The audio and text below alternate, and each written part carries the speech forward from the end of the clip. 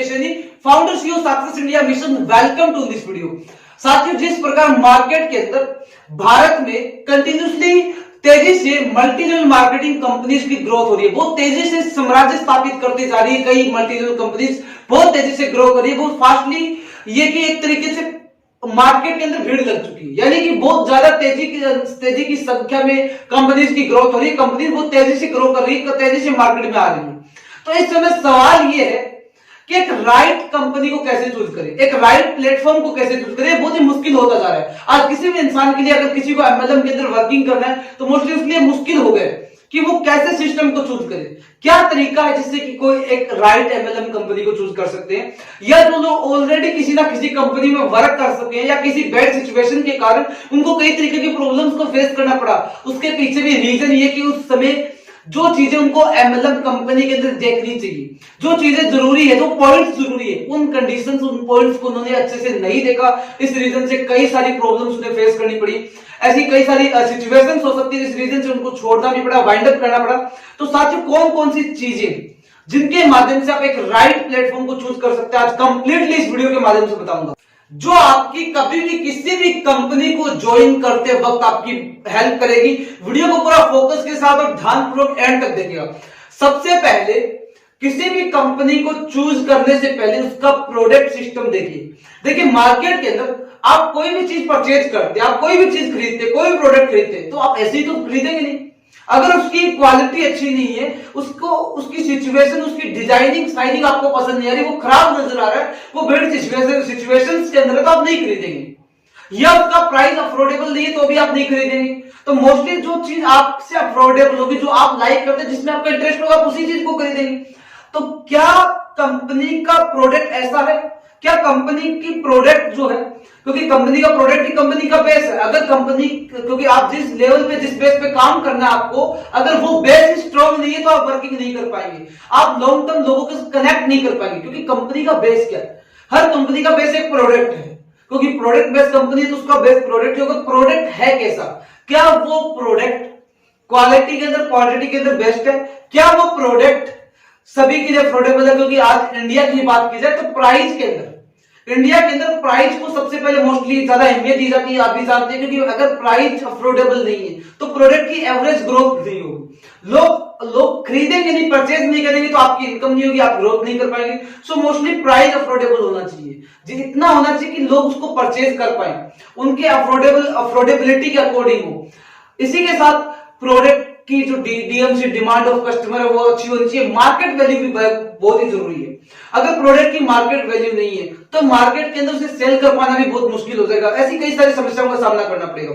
इसी के साथ प्रोडक्ट को लेकर के कंपनी की मार्केटिंग अच्छी होनी चाहिए। देखिए, कंपनी यदि प्रोडक्ट की मार्केटिंग नहीं करे, मोस्टली अगर कंपनी का कोई भी मार्केट के अंदर अल्टीमेटली कोई मार्केटिंग, एडवर्टाइजमेंट, ब्रांडिंग, प्रमोटिंग नहीं हो रहा, तो यहाँ पे आपके लिए कई सारी मुश्किलें क्रिएट हो जाती है। आपके साथ कई प्रॉब्लम्स आपको फेस करनी पड़ती है। आपको लोगों को प्रोडक्ट के प्रति जो बिलीव करवाना है, वहां पे मुश्किलें आती है।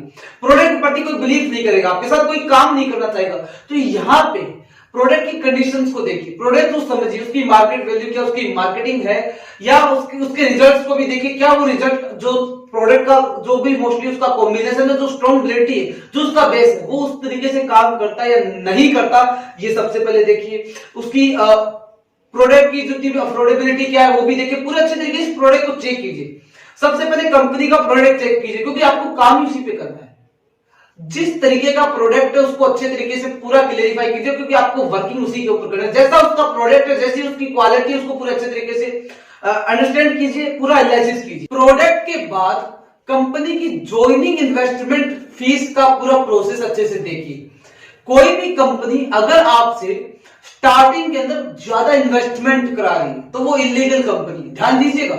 ऐसी कंपनी को कभी भी स्टार्ट ना करे, कभी भी वर्किंग स्टार्ट ना करे जो कंपनी आपसे इलीगल इन्वेस्टमेंट करवा रही है। मिनटू से जिनका कोई स्ट्रॉन्ग बेस नहीं। देखिए, कोई ऐसी कंपनी जो प्रोडक्ट बेस्ड है, अर्थात जिनका वर्किंग प्रोडक्ट है, तो वहां पे यदि आप एग्जैक्टली प्रोडक्ट प्राइस के अकॉर्डिंग इन्वेस्टमेंट करते हैं, वो इन्वेस्टमेंट नहीं है। क्योंकि प्रोडक्ट्स कोई भी यूज कर सकता है। जो एग्जैक्ट प्राइस, जो प्रोडक्ट के एग्जैक्टली अकॉर्डिंग प्राइस पे वर्किंग कर रही है, एग्जैक्टली प्रोडक्ट प्राइस के अकॉर्डिंग आपसे इन्वेस्टमेंट करवा रही है, वो एक राइट कंपनी है, वो एक लीगल प्रोसेस है।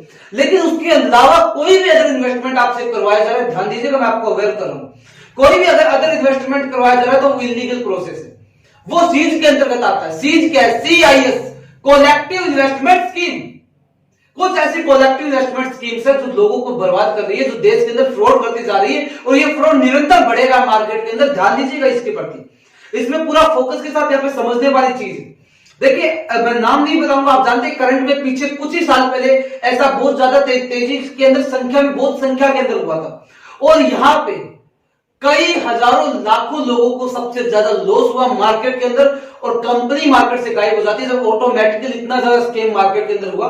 उसके अंदर भी रीजन है, क्योंकि वो इलीगल प्रोसेस था, वो सीज था, CIS, कलेक्टिव इन्वेस्टमेंट स्कीम, जिसमें आपसे पैसे को कलेक्ट किया जाता है। इनका कोई प्रोडक्ट बेस्ड सिस्टम नहीं, इसका कोई स्ट्रॉन्ग सिस्टम नहीं, केवल कलेक्टिव आपसे कलेक्ट किया जा सके, आपसे पैसा इन्वेस्टमेंट करवाया जा सके और उसी को रूटीन किया जा सके, एक ऐसा प्रोसेस। इससे भी कुछ साल पहले मैं आपको और पीछे लेके जाऊं तो यहां पे कई साल पहले, काफी समय पहले PSL नामक एक कंपनी, PSL लिमिटेड थी, जिसके अंदर मोस्टली 5 करोड़ से भी ज्यादा लोगों के साथ स्कैम हुआ। और यहां पे जो स्कैम्स का आंकड़ा है वो एवरेज ऑफ रिकॉर्ड 50,000 करोड़ से ज्यादा का मार्केट में चुना लगा। 50,000 करोड़ से भी ज्यादा का स्कैम हुआ था PSL के अकॉर्डिंग। और PSL का जो इन्वेस्टमेंट था उसके अकॉर्डिंग आज भी कई सालों से लोग इंतजार कर रहे हैं कि कब जो इन्वेस्टमेंट था वो रिफंड हमें मिलेगा, कब रिफंड हो सकता है, लेकिन मार्केट से ऐसी कई कंपनीज गायब हो जाती है। याद रखिएगा, CIS, सीज, कलेक्टिव इन्वेस्टमेंट स्कीम से बच कर रही है। खुद को अवेयर रखिए, कोई भी ऐसा प्रोसेस नहीं होना चाहिए जहां पे एग्जैक्ट प्रोडक्ट प्राइस के अकॉर्डिंग अदर इन्वेस्टमेंट करवाया जा रहा है, वो इलीगल प्रोसेस है, वो लीगल नहीं है। और जहां पे एग्जैक्टली प्रोडक्ट प्राइस के अकॉर्डिंग इन्वेस्टमेंट हो रहा है, वो सारा लीगल प्रोसेस है। वहां पे आप बिंदास अपनी लाइफ के अंदर कभी भी आप उसके साथ कनेक्ट होकर के वर्क कर सकते हैं, लेकिन इलीगल प्रोसेस को कभी भी ज्वाइन मत कीजिएगा, क्योंकि वहां पे आपको ही लॉस होगा। तो जो भी लीगल प्रोसेस है वहां पे प्रोडक्ट को आप कभी भी यूज कर सकते हैं, कभी भी खुद सेल्फ यूज कर सकते हैं, किसी को यूज करवा सकते हैं। तो एग्जैक्टली प्राइस प्रोडक्ट के अकॉर्डिंग होना चाहिए, उसी के साथ इन्वेस्टमेंट करें। स्टार्टिंग के अंदर ज्यादा इन्वेस्टमेंट से बच कर रहिए, क्योंकि कई बार यहाँ पे भी आपको कई सारी प्रॉब्लम फेस करनी पड़ सकती है अगर आप एक नए पर्सन है। तो इसमें पूरा फोकस के साथ ध्यान दीजिएगा, CIS, कलेक्टिव इन्वेस्टमेंट स्कीम, इससे बच के रहिए। इसके बाद third number, competition of company. देखिए, मार्केट के अंदर जिस प्रकार MLM कंपनीज के अंदर कंपटीशन है, तो यहां पे आपकी सक्सेस के लिए मोस्टली इस कंपटीशन को बहुत गहराई से आपको डेप्थली समझना होगा। देखिए, कोई भी ऐसी कंपनी को आप स्टार्ट ना करें, चूज ना करें जो जिसकी मार्केट में ऑलरेडी हर पर्सन को पता है, ऑलरेडी जिसकी मार्केटिंग बहुत ज्यादा हो चुकी है, यानी कि अल्टीमेटली ज्यादा, लिमिट से ज्यादा हो चुकी है। रीजन को समझिए, यहाँ पे कौन सी रीजन की मैं बात करूं। देखिए, आप किसी ऐसी कंपनी को चूज करते हैं जिसके बारे में ऑलरेडी, जब भी आप किसी पर्सन के पास जाते हैं तो जिसको ऑलरेडी उसके बारे में पता है, या ऑलरेडी वो किसी ना किसी पर्सन के साथ वर्किंग पे है, तो वो आपके साथ वर्क क्यों करेगा, वो आपके साथ कनेक्ट क्यों होगा। तो ध्यान दीजिए, कोई ऐसी कंपनी चूज ना करें जो ऑलरेडी, जिसके बारे में हर व्यक्ति को पता है। आप जहां भी स्टार्ट करें, जहां भी बातचीत करें, उसको ऑलरेडी पहले से ही पता हो, यहां पे आपको सबसे ज्यादा लॉसेस होंगे। यहाँ पे जब लोग आपके साथ कनेक्ट नहीं होंगे तो आपकी इनकम नहीं बढ़ेगी, आपकी ग्रोथ नहीं हो पाएगी। जैसी ग्रोथ चाहते हैं वैसी ग्रोथ आपको नहीं मिलेगी।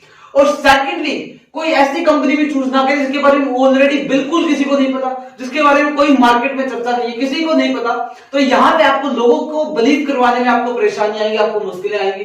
तो ऐसी कंपनी को चूज करें जिसकी मार्केट वैल्यू भी अच्छी हो और मार्केट के अंदर एवरी पर्सन उसके बारे में न जानता हो, यानी कि जिसकी मार्केट में ग्रोथ होनी चाहिए, हर कंपनी की ग्रोथ होनी चाहिए, यानी कि जो लॉन्गली ना हो, जिसको बहुत ज्यादा समय ना हुआ हो, करंट के अंदर हो, जिसकी ग्रोथ अच्छी हो, जिसका सारा प्रोसेस अच्छा हो, जो ऑलरेडी मार्केट के अंदर अल्टीमेटली लोगों को नहीं पता, लेकिन आपके बीच कुछ मात्र लोगों को पता है, कुछ लोग जानते हैं। तो ऐसी कंपनी को चूज करें, यहां पे आप इजीली ग्रो कर सकते हैं, एक अच्छी ग्रोथ तक जा सकते हैं।